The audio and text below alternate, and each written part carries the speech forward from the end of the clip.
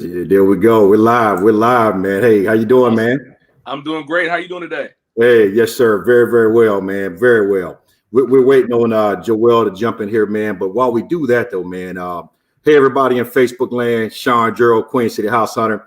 I'm here today right now with my man, Xavier Armfield, newest member of the Queen City House Hunters. Very, very excited to have him on, too. I just want him to come on here today, introduce himself, tell us a little bit about who he is, where he came from. And, hey, I'm going to shut up and let you jump on in, man. How you doing this morning? I'm doing great, man. Thanks for having me on. Yes, sir. I'm excited to be a part of the team. Sean, I know this upcoming year, I'm looking forward to some great things. I know we're going to have an outstanding 2021, excuse me. And I know 2020 has been great, and we look to continue that success. But like Sean said, I'm no stranger to the Carolinas. Born and raised here in the Carolinas, been in Charlotte specifically for about over 15 years. Mm-hmm. And some of my most rewarding experiences have been with helping people. I consider myself to be a public servant, and, had an opportunity, unique experiences working in finance with real estate and with mortgages on an underwriting side. And now, now as a realtor, working directly with the clients, kind of walking them through that process. So it does give me a very unique perspective on things, and I consider myself to be a valuable resource, with working with buyers, and just always interested in looking to help as many people as we can, and I'm sure we're going to be able to do a lot of that. So I'm excited about it. Listen, man, we're very excited to have you as well, man. But I know when the opportunity came, for me to possibly sit down with you and talk about you joining the team, man, listen, I got real excited, man, because I know who you are. I've known you for a while. I know the kind of professional you are, man, and what you bring to the table, man. So to really be able to get you on board, man, and bring you, and help you to become a part of our team, man, like, I'm excited. I can't wait for 2021 either, man. Yeah. I think people are going to be surprised with what we do, man. We had a great year this year. 2021, man, we're going to knock it out the park. So I just want to introduce you to everybody, man. Let everybody see your face. And I want you to stay on here as well, man. Sure. Guys, you got Joell Pimentel from Movement Mortgage. Okay. We're going to bring him in here as well. And today we're going to be talking about student loans with Joell. And I think he just popped on screen. Joell, can you hear us? Yeah, what's going on, guys? How you doing? Hey, man. How you doing today, man? Doing well. Xavier, nice to meet you, brother. Likewise. Thank you. Yes, thank you for taking time. And I know that on Mondays, man, are really busy for you, Joell, catching up from the weekend, man. You got all those apps coming in. Hopefully you got some clients, man, with no real estate agents that Xavier and I can have too. I got a long list of them, man. I'm getting ready to send them over now. Yeah, send them all over, man. Yeah, so no, thank you so much for your time today, man. What I wanted to talk with you today about, Joell, man, was we get a lot of people, man, that come to us that have student loan debt. Okay, we're hearing a lot in the media right now, man, about student loan forgiveness. I know that some parts of the political spectrum, they're trying to get rid of some of that student loan debt, things like that. But until something like that happens, man, we get a lot of people that come to us, man, and they have some pretty heavy student loan debt, whether they've got it in forbearance, whether they are working with some kind of, repayment plan, whatever that may be, man. But a lot of times I see that student loan debt stops them from being able to buy a home, man. So I want to talk to you today a little bit, man, and kind of get some feedback from you about some of the things that you see and some things that you could possibly. Whoa, did we lose Joell? I think we did, but he'll come back shortly. Listen, he got that new iPhone 12 Pro Max, man, and he's trying to figure that thing out, huh? He's trying to figure that thing out, man. I think we have him back though. Joell, you back with us? Yeah, I'm back. For some reason, it got cut out there. That's that new iPhone 12 Pro Max you got over there, man. You don't know how to use that thing yet. You're coming in a little staticky though, Sean. Just your audio. Xavier, do you hear that as well, or is that just on my end? He sounds pretty clear to me. So no, I'm not hearing that. Okay, cool. Yeah, that's that iPhone 12, man. Okay. It could be. But I did hear what you said though. You wanting to cover student loans. Yeah, absolutely, man. So specifically, man, I have a buyer. And I want to start here, man. I've got a buyer right now, man. She's got about $30,000 in student loan debt, and she's got it in forbearance. She hasn't been making any payments at all on the student loan debt. So before I sent her to you, I wanted to talk to you, and I was going to call you to talk about this, but I figured why not do a video and let everybody hear this question at one time. So $30,000 in student loan debt. She's got them in forbearance right now. She hasn't made any payments, but she has been employed now for a year. What are you going to recommend that she does with those student loans? Yeah, so oftentimes, applicants may think that having a large amount of student loan debts can be an automatic deal killer, where that's not necessarily the case. And there are some flexibilities around it. So some of it does revolve around credit and being able to go a conventional loan route, obviously, those loans are tailored for clients with credit probably above 680. But because outside of that, we're going to be looking at counting 1% of the loan amount that they have against their DTI, which 30,000, believe it or not, is not the worst. I've seen worse than that. But there is a potential where we have the ability to use a payment plan that they're on. Now, the payment plan does have to be income driven, specifically income driven, does have to be open and active. But it is a route that we have to go with clients who have large student loan debt, where if that 1% is impacting their debt income significantly enough where they won't qualify, that's an alternative route we can go. A lot of clients have those already established. This year with COVID, a lot of them were put in forbearance, like you said. But as long as the clients are open to the idea of potentially reestablishing that plan, getting it updated, which going into the new year would have been something they would have had to do anyway, getting it, reestablished, it may require them to start making payments. I've seen about 50-50. I've seen some of my clients be able to get an actual open active new income driven plan approved and not be required to make payments, where I've seen them having to start making those payments as opposed to keeping them in forbearance. But if the client understands that that's going to allow them to get into the home, then it's definitely an option we have. Doesn't mean that, you have 30,000, you can't qualify. That's not necessarily the case every time. Okay, got it. So I want to follow up on something you just said here. So it's not necessarily mandatory that I, come out of forbearance. It's case by case is what I'm hearing. Is that right? You dependent upon credit? Yeah. So traditionally, in order to use these income driven plans, we did require them to be out of a forbearance status, and we did require them to be making payments. Now, with there being kind of this federal mandate where, student loans are going into forbearance due to COVID, currently that's a requirement on our end for the client to be making payments on those plans. However, the plan can't be just an estimate. They apply for these, so it can't just be, you applied, here's an idea of what your plan would look like. It does have to be open, active, with an established payment amount. It does have to show what loans are included, because oftentimes student loans at 30,000 might be broken up into several loans. But we'll have to show us what loans are included. We'll have to say it's income driven and give us a date in which it's good through. And that date does have to be post-closing.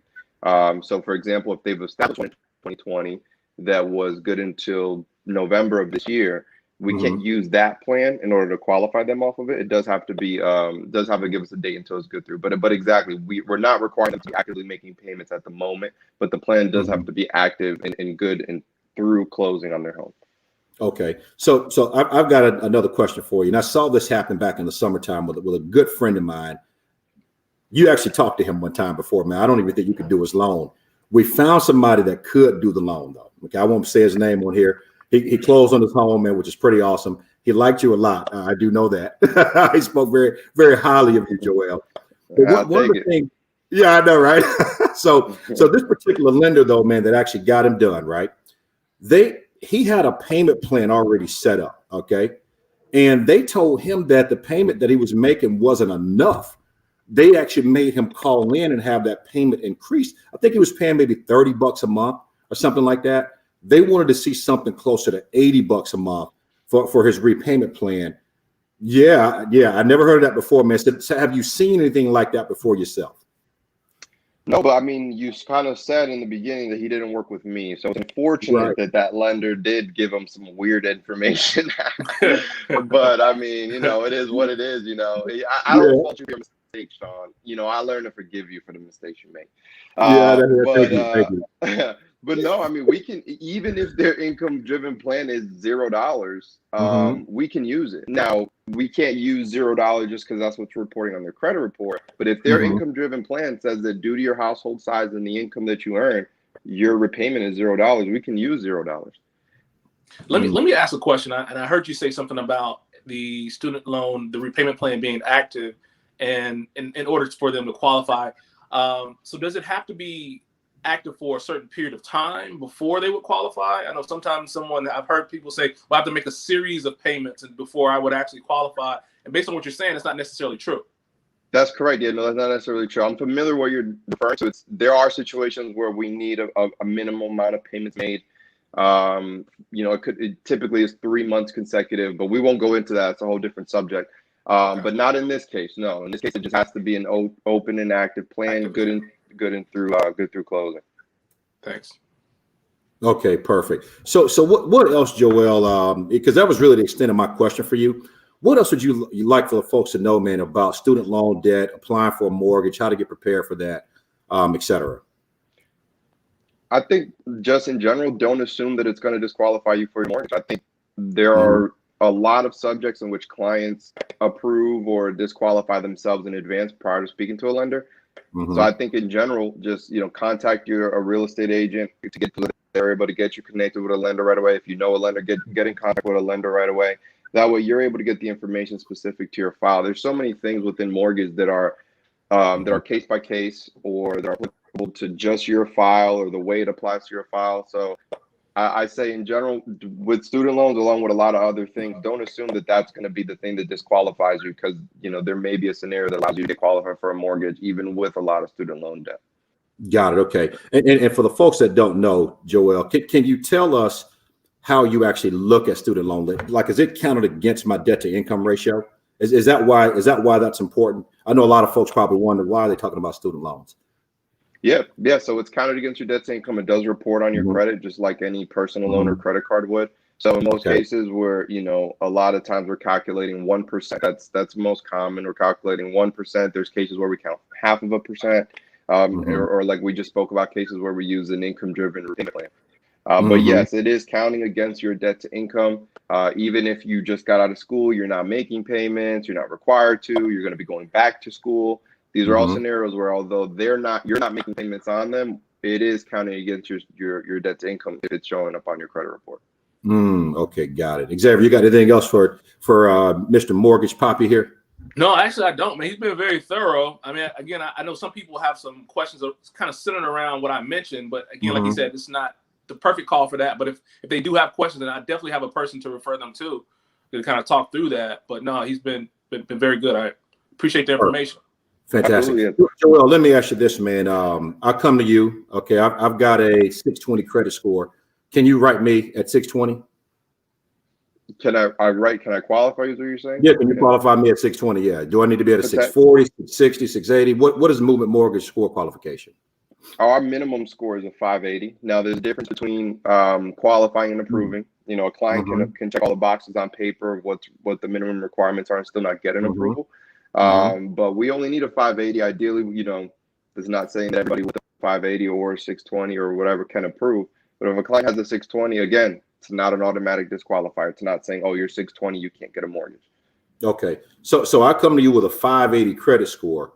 Do I need to have a certain amount of money in the bank? I mean, am I going to get a worse interest rate? Like, what does that look like? Yeah, it's not going to be ideal if you have a 580 credit, realistically. But to be honest, most clients aren't going to know where their credit is anyway. So, so if you're assuming you have a 580 by using platforms that are allowing you to see your Vantage score, which is your Credit Karma score, etc. You're seeing a 580 on those platforms. It's a high potential that your scores when we actually get a full tri-merge credit report are going to come in below 580. But let's say we do get a 580, it is going to be more cost out of pocket. It's going to increase your closing costs. Rate's going to be higher, and it's increasing closing costs due to more than likely having to pay points at closing for having a score at 580. But so I would say my route with clients that are fit into that category is to try to advise them, which is my job as a mortgage lender, advise them on what's the best way to get into a home. It might not be today. It might not be at the 580. Even if you have money, instead, hey, let's do A, B, and C. Let's work on getting your scores higher to lower your out of pocket, because paying money in points is not going to be the best use of the money that you've saved up. It's not a bigger down payment. It's not, it's nothing that in turn is benefiting you. So I would say for a 580 client, you definitely want to have as much funds saved up as possible. But I would probably go the route of trying to help them get into better mortgage terms than they would if they were at a 580. Okay, fantastic. Xavier, you want to jump in there with something?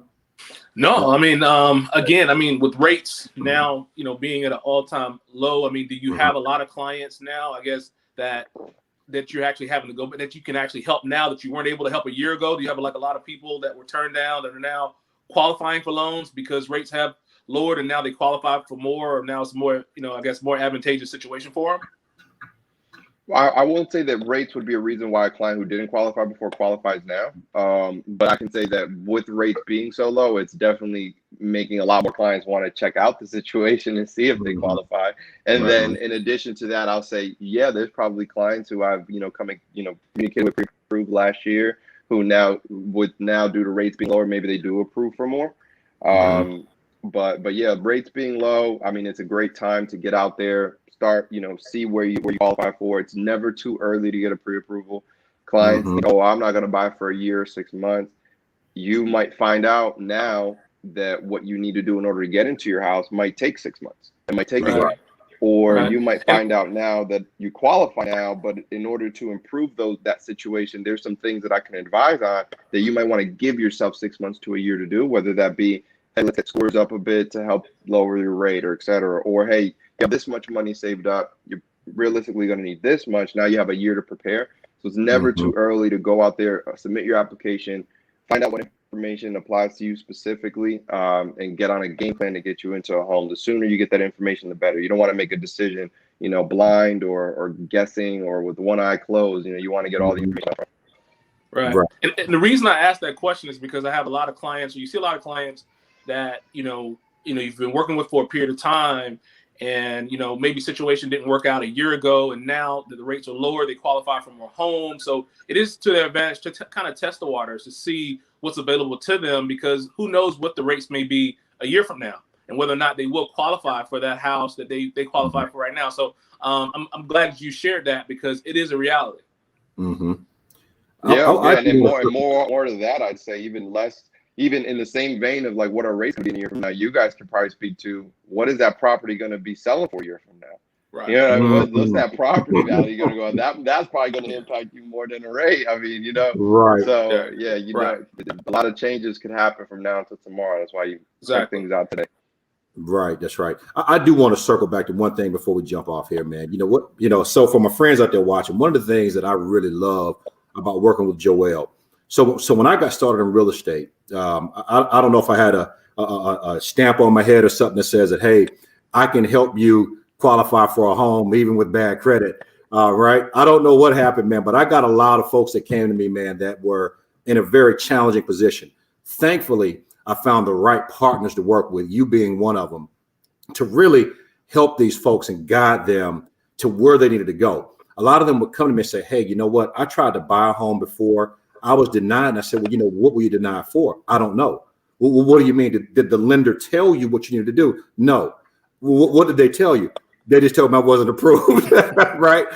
So what I found that there were a lot of lenders out there, man, that were just not forthcoming with information. Like it was like, hey, you're not approved, next.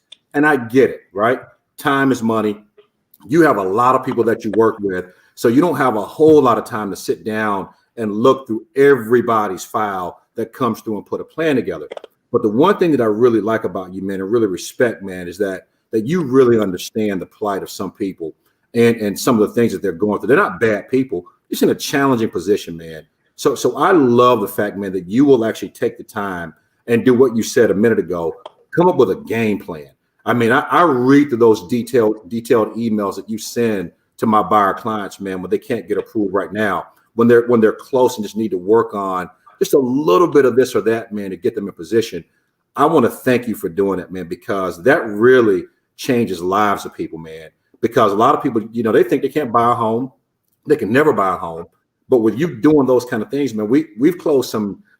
You're awesome at what you do. I'll just put it that way. Thank you, man. I appreciate. I mean, that's a big reason why I'm in the business. Yeah. Of course, like you said, time is money, and we at the end of the day we got to pay bills. But I'm in mortgage lending for more than just making the money. I want to help as many families as I can. And you're right. So many clients get declined. They don't know why. They don't know how to improve their situation. It takes time. It's not easy. Those emails you see, I mean, that takes time for me to go through and make a game plan specific to their situation. The same way a client's approval specific to them is the same way their denial specific to them. And now what can I do? Now, there are things that I ask from clients in order to put some skin in the game and hold them accountable. You know, first, it's something as simple as an application, something as simple as I can't help your credit if you don't let me pull it. But then on top of that, it's going to be, hey, here's my detailed instructions. You're going to have to take the time to read through it. You're going to have to take the accountability of following up with Sean and I on your progress. But without that information, how can we expect these individuals to ever purchase homes? You know, there's people out there that say they work with first-time home buyers. How many of them are working with clients that aren't just first-time home buyers? They might be the first person in their family buying a home. You know what I mean? First generation home buyers, whatever home buyers. And when you make those impacts on those families, man, I mean, you know, that's a reason to keep you motivated, keep doing what we're doing and the hard work we do. Absolutely, man. Well, I just want to tell you thank you for that, man, and just let the buyers out there know that don't be afraid to apply. I've got some excellent partners I work with. He is absolutely one of the very best. I trust this guy with my life. Listen, we hang out outside of here. We go get lunch. We go to the shooting range. Like, he's just a really all around good guy. Kind of like my little brother, man. So I really thank you for what you do, man. I really do. I really appreciate it. You have changed some lives as man, probably 2 or 3 this year. But I saw you put some overtime in on and really help these folks get into their homes, man. And they're really thankful and happy too, man. So thank you to you. Absolutely. Thank you, man. Yeah, no doubt about it, man. We'll see you next week too, man. Guys, we're going to do this once a week. Bring Joell on. You know, I didn't mean to keep him this long today. I know he's busy. We're going to bring him on once a week, Xavier and I, and talk to him about a topic, man, that's important to you all, just to make sure that you get the information that you need and know what to do. If you're looking at Credit Karma and your score says it's a 660, don't believe it, okay? Listen, I'm not bashing Credit Karma. I use it, okay? But I do see a lot of times people come through and they say, oh, man, I got a 660 score. I want to get pre-approved. They'll go to Joell, and Joell's like, no, they don't. Right. So it's like, yeah, we need some work, bro. So listen, don't be afraid to apply, though. The only way you can stop shooting in the dark and really have a game plan for 2021 is to apply with the lender. Well, people say, well, isn't it going to hurt my credit? Well, your credit's already hurt, right? I mean, it's the truth. We need to figure out what we need to do to move forward, okay? Now, we're not going to dump a whole lot of, 400 credit scores on Joell. And, listen, this guy's got a new son at home. He loves his family. He's one of the few people I know that can stick to his calendar and stop working. And I get mad sometimes. I'm like, hey, man, I'm still working. What you mean you off, right? but he's doing the work in the background. So I really appreciate he's a family man. So, but at the same time, he's willing to help. So let's take advantage, not advantage of him, but let's use him while we've got him before he gets way too big. And he's like, Sean, I can't take those people anymore. just while we're discussing that, just one quick thing. I know we're short on time. Just to kind of paint the picture more for potential applicants. Once they reach out to you, and once you reach out to them, obviously initial conversation, you get some general information. You can kind of start the process with the application. Can you kind of give us a turnaround time in terms of how long it would take in order for them to get approved, just so they can have a realistic understanding of that? So that varies by the client. I mean, as far as what it takes to get them, if they qualify now, from the time that they're approving, I mean, I'm following up within 24 hours of applications getting submitted. There is an accountability on them, and if there's additional documentation needed that pertains to them getting pre-approved, because I like to be thorough with my pre-approvals. I'm not going to pre-approve clients without certain documentation I know I may need. So that process can be fairly quick. As far as the client who's maybe not eligible to approve now, what is their turn time on when they are able to approve? That's case by case to them. Awesome. All right. Thank you. Sweet. Well, thank you guys, man. And Sean, you went on that long spiel about me, man. I appreciate our relationship, man. I appreciate the business you do and the clients that we help, man. I can't help them without you. So you're right. Probably got about 3 this year. We got one more getting ready to get done. Yeah, we do. That's another one, man. That's a long list of clients that it is, man. Without our hard work, man, maybe they would have never thought owning a home was possible. So, man, I appreciate you, and it's a pleasure meeting you, Xavier. Likewise. Thank you. Awesome. All right, guys, if you have any questions, please comment below. We can't see the question while we're on the screen right now, but comment below. I'll make sure that Joell gets those questions. If you want to go ahead and apply today to see where you are, reach out to me. I'll get you his application and go ahead and apply. It takes about 5 minutes online. He'll get it. Let me know you've done it so I can reach out to him to make sure he sees it. And let's rock and roll, man. Let's go out and get some. Hey, guys, thank you both for your time today, man. Joell, rock and roll, man. Hey, Xavier, I'll talk to you later, my brother. Y'all have a good day, legit. Talk to y'all soon. All right, big dog. Later. Okay, all right. Bye now.